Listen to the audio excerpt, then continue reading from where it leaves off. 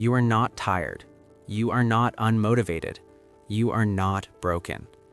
You are overthinking, and it is silently destroying your momentum, your confidence, and your future. Right now, your mind is running loops, imagined problems, fake conversations, delayed decisions. And while you're thinking, life is passing you by. Winners are not smarter than you. They are calmer than you. This audiobook will strip out mental noise, shut down self-doubt, and install a calm, decisive operating system. No hype, no comfort, just control. If you can control your mind, you can control your outcomes. This is where that control begins. Overthinking is not intelligence. It is not depth. It is not awareness. Overthinking is fear in disguise. Say it again. Overthinking is fear in disguise. It pretends to be logic. It pretends to be preparation. It pretends to be responsibility. But underneath all of that noise, all of that mental activity, there is one simple truth. You are afraid to move. And that doesn't make you weak. It makes you human. But staying there, living there, defending it, that's where the damage happens. You've been told your whole life that thinking more makes you smarter, that analyzing every angle makes you mature, that hesitation is wisdom. That is a lie. If overthinking was intelligence, it would produce results. If it was helping, it would have helped by now. That's the key. Look at your life, not your intentions, not your potential, your results. Where has overthinking taken you? What has it built? What has it finished? Be honest. Overthinking doesn't solve problems. It delays action. It drains energy. It creates imaginary threats and calls them caution. You don't think your way into confidence. You act your way into it. And this is where most people get stuck. They believe fear looks dramatic. They believe fear looks like panic. They believe fear looks like running away. But fear is smarter than that. Fear often looks calm. Fear looks responsible. Fear looks like, I just need more information. Fear looks like, let me think about it a little longer. Fear looks like, I'll start tomorrow. Overthinking is fear wearing a suit. And fear has one primary goal: keep you safe. Not successful, safe.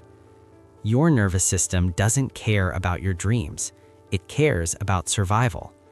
New action feels dangerous. New decisions feel uncertain. Growth feels like risk. So your mind does what it's designed to do. It hits pause. It loops scenarios. It replays conversations. It predicts failure.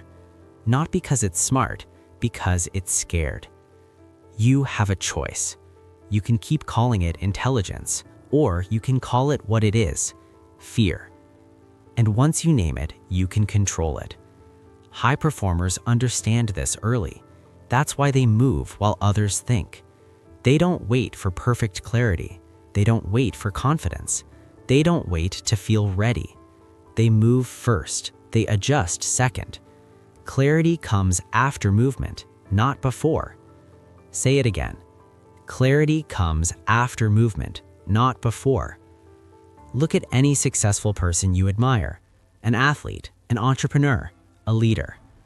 They didn't know everything when they started. They weren't certain. They weren't fearless. They were decisive. They took imperfect action. They gathered feedback from reality, not from their thoughts. Reality gives clarity. Thinking does not. You can sit in your head for 10 years and still not know what to do. Or you can move for 10 days and learn more than you ever could by thinking. That's not motivation. That's mechanics. Overthinking keeps you in control, but only in your imagination. Action hands control to reality. And that's what scares you. Because reality can say no. Reality can expose weakness. Reality can reject you. Thoughts can't. In your mind, you're always safe. In your mind, you can rehearse success without risking failure. In your mind, nothing is final, but nothing is built there either. If it was helping, it would have helped by now. You've thought about that goal enough. You've analyzed that decision enough. You've replayed that moment enough. At some point, thinking becomes avoidance, and avoidance feels productive because it's busy, but busy is not effective. It's not about intelligence, it's about courage. It's not about thinking better, it's about acting sooner. That's the key. Fear hates speed. Fear thrives in delay. The longer you wait, the louder the fear gets. The more you think, the more reasons it finds, the more scenarios it invents. You don't beat fear by arguing with it. You beat fear by moving before it finishes its sentence. That's why decisive people seem confident. They're not. They just don't negotiate with fear. They feel it. They acknowledge it. They move anyway. You have a choice. You can keep waiting for certainty, or you can accept that certainty is earned through action. Your brain wants guarantees. Life doesn't offer them. So overthinking becomes a protest. I won't move unless I know. And life responds, then you won't move. This is where discipline comes in. It's not about eliminating fear. It's not about positive thinking. It's not about motivation. It's about discipline. Doing what needs to be done before you feel comfortable. You don't need their permission. You don't need perfect timing. You don't need one more piece of information. You need to move. Action interrupts overthinking. Movement breaks the loop. The moment your body moves, your mind follows, not the other way around. That's biology. You were never meant to think your way through life. You were meant to act, adapt, and learn. Overthinking reverses the order, and that's why it paralyzes you. If you want proof, look at moments in your life when you didn't have time to think. A crisis, a deadline, an emergency. You acted, and somehow you figured it out. Not because you became smarter, because you stopped hesitating. Speed creates clarity. Stillness creates doubt. Say it again. Clarity comes after movement, not before. Most people don't fail because they choose wrong. They fail because they choose not at all. Indecision drains confidence faster than failure ever could. Failure teaches. Indecision erodes. Every time you hesitate, you send yourself a message. I don't trust me. Every time you act, you send a different one. I've got this. Self-trust isn't built by being right. It's built by choosing. That's the key. You don't need to eliminate overthinking completely. You need to stop obeying it. Thoughts will come. Fear will speak. You don't argue. You don't analyze. You acknowledge and move. That's discipline. When your mind says, what if it doesn't work? You say, then I'll adjust. When your mind says, wait until you're ready, you say, ready comes after starting. When your mind says, think more, you say, if it was helping, it would have helped by now. You have a choice. Every moment you hesitate is a moment you train fear to lead. Every moment you act is a moment you reclaim authority. This audiobook is not about thinking less, it's about moving more.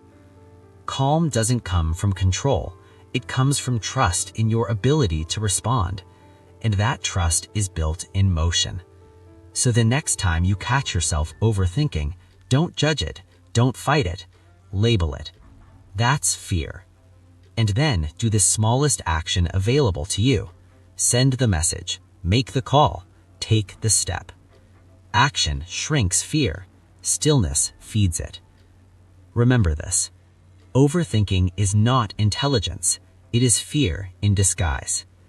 And fear loses every time you move. You've learned to see the trap. Now it's time to step out of it. Because once you stop mistaking fear for intelligence, you unlock speed. You unlock clarity. You unlock momentum. And momentum is where winning begins. You've faced the illusion of thinking. Now it's time to talk about what happens when you stop fighting reality itself. Stop arguing with reality. That sentence alone can change your life. Most of your stress is not coming from what happened. It's coming from your refusal to accept that it happened. Read that again. Pain comes from events. Suffering comes from resistance. And resistance is exhausting. Reality is already here. It has already decided. It has already moved. But your mind is still arguing. This shouldn't have happened. It's not fair. If only they had. If only I had. That argument never ends and it never wins. Reality always collects interest. Every moment you refuse to accept Not because you fought them, but because you stopped feeding them. Attention is fuel. When you stop giving it, thoughts fade. Action starves fear. Stillness feeds it. You have a choice right now. Are you going to let your mind continue running your life? Or are you going to use it as intended? A tool, not an authority. This chapter is about ownership. Ownership of attention, ownership of behavior, ownership of direction. You don't wait for thoughts to align. You align action with values. That's discipline. That's calm. Calm is not empty. Calm is directed. A calm mind is not silent. It's obedient. Obedient to you. And once you master this, everything changes. Decisions speed up. Confidence stabilizes. Emotional spikes flatten. Not because life got easier, but because you stopped outsourcing control to your thoughts. You've learned to stop mistaking overthinking for intelligence. You've learned to stop arguing with reality. Now you've taken back authority from your mind itself. Because the moment you stop obeying every thought, you regain command of your actions. And action is where outcomes are created. You're no longer trapped in your head. You're back in control. And once control is established, there's one advantage that determines who wins and who breaks. Emotional control. Emotional control is the ultimate competitive advantage. Not intelligence, not talent, not experience. Calmness. Whoever is calmer is in control. Say it again. Whoever is calmer is in control. Every situation you've ever lost, an argument, a negotiation, a relationship, a crisis, was lost the moment your emotions took over. Not because you were wrong, but because you reacted. Reaction is surrender. The moment you react emotionally, you hand control to the situation, to the other person, to chance. Calm is dominance. And most people misunderstand this. They think calm means passive. They think calm means soft. They think calm means detached. Wrong. Calm is precision. Calm is restraint. Calm is power under control. Think about negotiations. The person who talks more loses. The person who rushes loses. The person who gets emotional loses. The calm person listens. The calm person waits. The calm person chooses words carefully. And slowly, without raising their voice, they win. Because whoever is calmer is in control. This applies everywhere. Conflict. Two people arguing. One is loud, reactive, emotional. The other is grounded, measured, steady. Who do you trust? Who do you believe? Who looks powerful? Not the one who's exploding, the one who's composed. Emotional reactions are predictable. Anger, defensiveness, justification, escalation. they follow patterns. And anything predictable can be controlled. That's the key. You don't need to eliminate emotions. You need to stop letting them drive. Emotions are signals, not strategies. They tell you something is happening. They do not tell you what to do. Most people confuse the two. They feel anger and act. They feel fear and freeze. They feel anxiety and avoid. That's not strength. That's automation. Calm people interrupt the pattern. They feel the emotion, they pause, they choose. Pause is power. In that pause, you decide whether this moment controls you or you control it. You have a choice. Every emotional spike gives you a choice. React or respond. Reaction is fast but sloppy. Response is slower but effective. That's discipline. Look at crises. When something goes wrong, unexpected, intense, stressful, people split into two groups: those who panic and those who stabilize. The panicked ones talk loudly, they rush decisions, they blame, they spiral.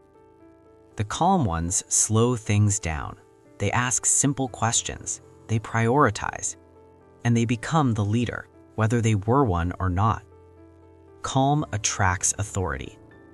People follow whoever is calm, because calm signals safety, and safety creates trust. That's why emotional control is not optional. It determines who leads and who reacts, who wins and who scrambles. Whoever is calmer is in control. Say it again. Whoever is calmer is in control. Your nervous system decides your ceiling. If small triggers knock you off balance, big challenges will break you. That's not an insult. That's training feedback. Emotional control is a skill, and like any skill, it must be trained. Most people never train it. They just excuse their reactions. That's just how I am. I'm passionate. I can't help it. Those are not explanations. They're abdications. You don't need their permission to be calm. You don't need circumstances to change. You need discipline. Here's the truth. The world is not going to get calmer for you. People are not going to stop provoking. Life is not going to slow down. So either you learn to regulate or you stay reactive forever. And reactive people are easy to manipulate. They're predictable. They're impulsive. They're controllable. Calm people are not. Calm people force others to reveal themselves. When you don't react, the other person does. They talk more. They expose motives. They lose composure. And in that imbalance, you gain leverage. That's not manipulation. That's awareness. Emotional reactions are patterns. Someone criticizes you. Your chest tightens. Your mind prepares defense. Your mouth reacts. Pattern. Someone ignores you. Your thoughts spiral. Your mood drops. Your behavior changes. Pattern. Once you see the pattern, you can interrupt it. You don't obey the emotion. You observe it. Just like thoughts. You feel the surge. You notice it. You don't move yet. That pause breaks the loop. Most people never pause. They live inside stimulus response. And that's why life feels chaotic. Calm creates order. Inside first, then outside. It's not about suppressing emotions. Suppression builds pressure. It's about regulation. Feeling without reacting. Acknowledging without escalating. That's mastery. You have a choice. The next time you feel triggered, ask yourself one question. Who benefits if I react right now? Usually, it's not you. Reaction benefits ego. Response benefits outcome. That's the key. Think about your biggest regrets. Things you said in anger, decisions you made emotionally, actions taken in fear. You weren't stupid, you were dysregulated. Calm would have changed everything. This audiobook is about winning. And winning is not loud. Winning is controlled. The loudest person in the room is rarely the most powerful. The calmest one usually is. Because calm people see clearly. Emotion clouds perception. Calm sharpens it. When emotions spike, vision narrows. You miss options, you miss timing, you miss leverage. Calm widens perspective. That's why the calm person always wins negotiations. They're not desperate, they're not rushed, they're not reactive. They can walk away. And the ability to walk away is power. Desperation leaks. Calm conceals. You don't need their validation. You don't need to be understood. You don't need to win every moment emotionally. You need to win strategically. That requires calm. Let's be clear. This is not about being emotionless. It's about being unshakable. You still feel, you just don't flinch. That's dominance. Most people think strength is intensity. It's not. Strength is restraint. Anyone can explode. Few can stay centered. That's why calm people intimidate reactive ones. Because calm can't be controlled. What to say, what to wear, what to start. That's not overthinking. That's eroded self-trust. And the fix is not thinking harder. It's choosing faster. You have a choice. You can keep waiting to feel confident, or you can use decisions to create confidence. Confidence is not a feeling. It's a habit of choosing. Not reckless choosing, decisive choosing. There's a difference. Decisive people don't need certainty. They need direction. They understand that wrong decisions can be corrected, but no decisions cannot. Hesitation feels harmless, but it accumulates, like interest. Reality always collects interest, and so does indecision. The longer you delay, the heavier the decision feels. That's why people avoid decisions they delayed. They didn't get harder, you got weaker. That's the uncomfortable truth. Self-trust is built by choosing, not waiting. Most people tie self-trust to outcomes. If I fail, it means I can't trust myself. Wrong. Failure doesn't destroy self-trust. Avoidance does.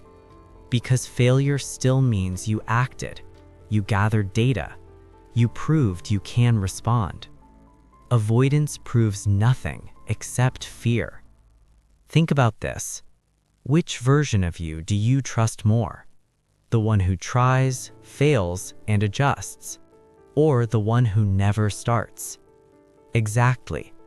Your nervous system agrees. That's why action reduces anxiety, even when it doesn't work out. Because anxiety is not about outcomes, it's about uncertainty. Action collapses uncertainty. Waiting expands it. That's the key. You don't need perfect decisions. You need faster ones. Especially on small things. Most people waste massive energy on tiny choices. What to say, what to post, what to start with. These decisions don't require deep analysis. They require movement. Decision speed on small things builds confidence for big things. It's training. You don't suddenly trust yourself in high-stakes moments. You earn it through daily reps. Fast reps. Choose what to wear. Choose what to work on. Choose what to say yes to and no to. Make the call, send the message, start the task. You don't wait for the feeling. The feeling comes after. Clarity comes after movement, not before. Self-trust is built by choosing, not waiting. Say it again. Self-trust is built by choosing, not waiting. Here's what hesitation really is. It's fear of responsibility. If you don't choose, you can't be blamed. If you don't act, you can't fail. But you also can't grow. Responsibility is heavy, but it's the weight that builds strength. Avoiding it now feels light, but it makes you fragile later. That's discipline. Doing the uncomfortable thing now so life doesn't become unbearable later. Decisive people don't overthink consequences. They trust their ability to handle them. That's self-trust. Not belief, experience. Built through action. Most people wait to feel ready. Ready is a myth. Readiness is retrospective. You only feel ready after you've done the thing a few times. Waiting for readiness is another form of avoidance.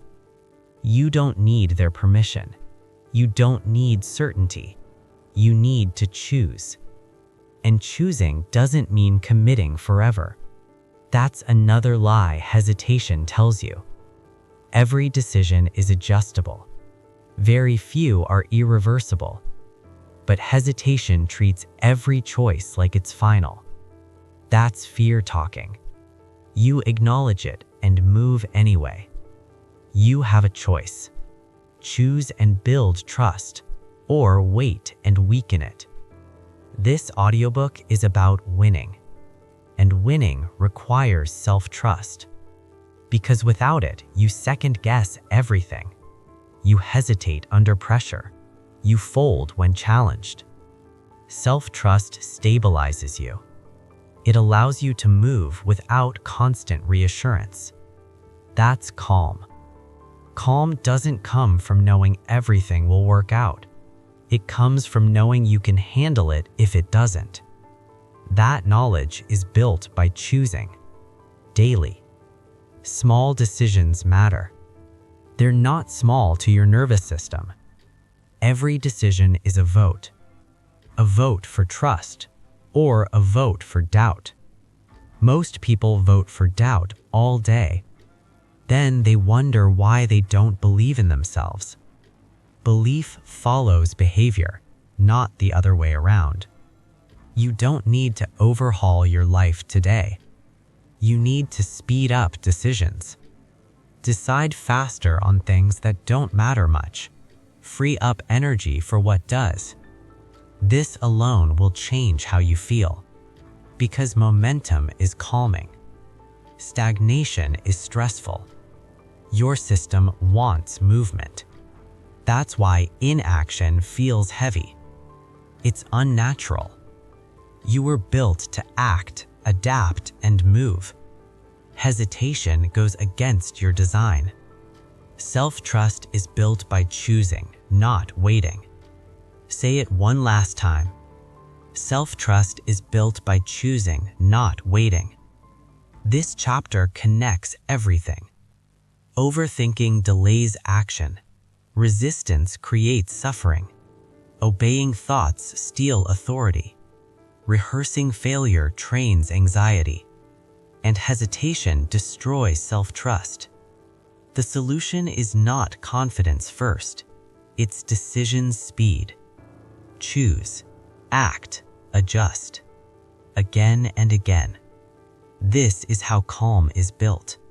Not by control, by trust. Trust in your ability to respond. And once self-trust is restored, something changes.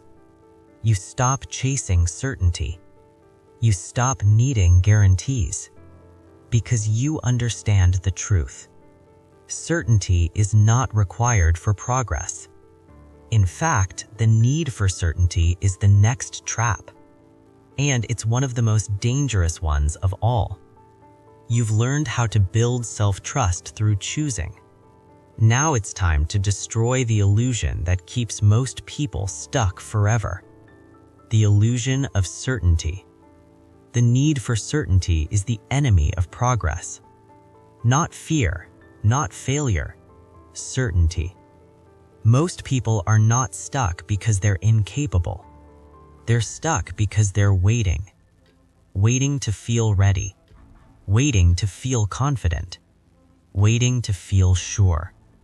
That moment never comes. You don't need certainty. You need movement. Say it again. You don't need certainty. You need movement. Certainty feels responsible. It feels mature. It feels intelligent. But certainty is a trap, because life does not reward those who wait to feel safe. It rewards those who move while things are unclear. Your mind wants guarantees. Life does not offer them. So the mind delays. I'll start when I know. I'll decide when I'm sure. I'll move when the fear is gone. That's not preparation. That's avoidance. That's the key. Readiness is not a feeling. It's a result. You never feel ready before the first step. You feel ready after repetition. But most people reverse the order. They want the feeling first, the action second, and they stay stuck forever. You don't need certainty. You need movement. Look at career shifts. People stay in jobs they hate for years, not because they like them, but because the next step feels uncertain. What if the new job is worse? What if I fail? What if I regret it? So they wait. They wait for clarity. They wait for confidence. They wait for a sign. Meanwhile, their energy drains. Their resentment grows. Their potential shrinks. Reality always collects interest. The cost of staying becomes higher than the risk of leaving. But by then, they're exhausted. The ones who win move earlier. They don't know exactly how it will turn out. They just know staying still is no longer acceptable. They move. And movement creates information. This is how winners think. Quietly, precisely, present. They don't perform for the future. They perform now. And the future responds. Process is power. Outcomes are noise. Say it one last time. Process is power. Outcomes are noise. You've learned how to detach from outcomes. Now, there's one final internal voice that still tries to pull you out of action. The narrator in your head. The storyteller. The one that explains, justifies, and dramatizes. It's time to silence it. Because speed beats stories. Calm is not who you are. Calm is what you practice. It's not a personality trait. It's a skill. And like any skill, it must be trained, or it will fade, or it will be stolen. Chaos is automatic. Calm is deliberate. Say it again. Calm is trained. Chaos is automatic. Most people believe calmness comes naturally. It doesn't. It's earned. Every day. Every moment. Life doesn't reward the calm by default. It rewards the responsive, the disciplined, the ones who show up mentally ready. This is your operating system, your mental OS. And if you don't maintain it, it degrades. Every insult, every unexpected delay, every high-pressure situation chips away. But you can upgrade it. You can maintain it. You can master it. How? Through daily training. Step 1. Morning clarity. Start each day by setting intention. What matters today? What do I control? What is my focus? Notice how most people start with distraction: phone, news, social media. Their mental space is hijacked before the day begins. You don't do that. You protect the mind first. Clarity first. Step 2. Interruption practice. The inner narrator, the overthinking loops, the fear rehearsals, they all show up. You don't argue. You don't analyze endlessly. You interrupt them immediately. Small physical movement, countdowns, immediate action. Act fast, think later, correct on the move. Step 3. Process focus. Detach from outcomes. Master the moment. Follow the steps in front of you. Process is power. Outcomes are noise. Step 4. Emotional regulation. Whoever is calmer is in control. Observe emotion. Pause briefly. Respond intentionally. Do not obey emotional spikes. Calm is dominance. Step 5. Speed of decision. Self-trust is built by choosing, not waiting. Daily, practice small, fast decisions. Then build to bigger ones. Momentum trains confidence. Hesitation trains doubt. Step 6. Acceptance. Stop arguing with reality. Resistance costs energy. Acceptance is power. You don't approve of reality. You acknowledge it so you can move. These 6 steps are not theory. They are operational. They are executable. They are what separates reactive people from calm performers. Most people never practice these steps. They drift. They react. They burn out. They wonder why clarity disappears under pressure. This is why calm is a skill. It requires maintenance, daily attention, deliberate repetition. Chaos is automatic. Every stimulus in life triggers a reaction. Without training, your nervous system defaults to panic, overthinking, resistance, and attachment to outcomes. That's automatic. Calm requires discipline. It requires structured practice. It requires noticing your triggers and responding intentionally. You act before the story builds. You move before fear solidifies. You focus on process, not results. You regulate emotion before it hijacks perception. You make decisions before hesitation erodes self-trust. And when you train this way daily, a transformation occurs. Clarity becomes effortless. Decision-making becomes precise. Emotional control becomes natural. Momentum replaces doubt. Presence dominates fear. The calm mind sees what others miss. It executes where others hesitate. It adapts where others panic. Remember the truths you've learned in this audiobook. Overthinking is fear in disguise.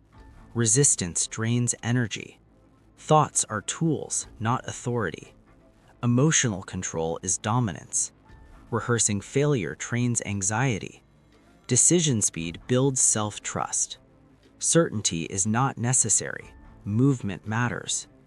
Detachment from outcomes restores power.